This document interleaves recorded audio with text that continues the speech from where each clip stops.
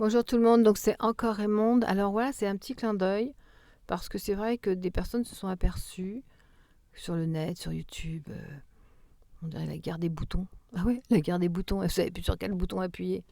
Non, me le piquez pas, ça je vais le garder, la guerre des boutons. Alors c'est la guerre des boutons, ça veut dire que oui, je réponds à mon ami Benjamin, qui est un de mes élèves et psychanalyste de mon école. Oui, on a décortiqué effectivement le surdoué.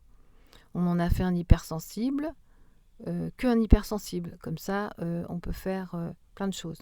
Après, on en a fait un HPE. HPE. Alors, est-ce que ça existait HPE avant que je dépose ma théorie HPI, HPE reprise par le monde entier. Donc, les gens, ils ont quand même compris un petit peu. Bon, c'est pas complet parce que c'est une théorie qui demande quand même un peu de temps et de mise en place et de décortiquer et d'expliquer. En tout cas, on a repris HPE pour dire haut potentiel émotionnel.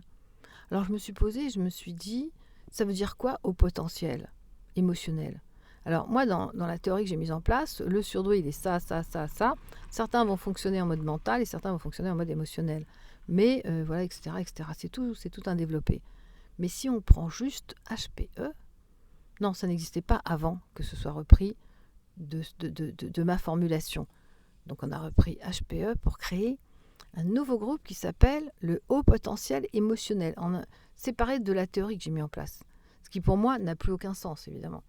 Alors, haut potentiel, ça veut dire ce qu'on n'a pas mis en place. Ça veut dire quelque chose auquel on doit accéder et qui n'est pas en place. Alors, haut potentiel émotionnel, ça voudrait dire que vous avez un énorme potentiel émotionnel, un haut potentiel d'émotion, mais qui n'est pas en place.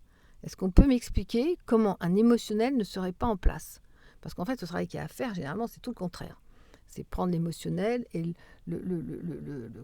l'aider à se nourrir pour qu'il ne soit pas envahissant. Voilà.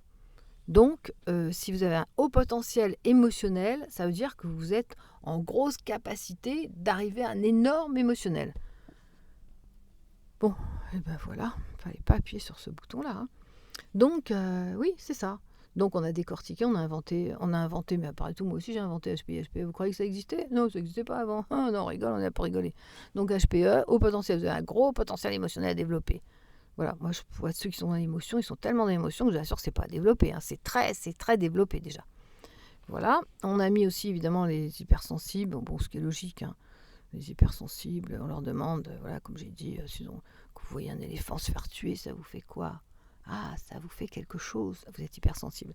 Bon d'accord, voilà, bon moi je suis là que pour déconner, donc de toute façon tant que je m'amuserai, ça ira. Genre je m'amuserai plus, j'arrêterai les vidéos.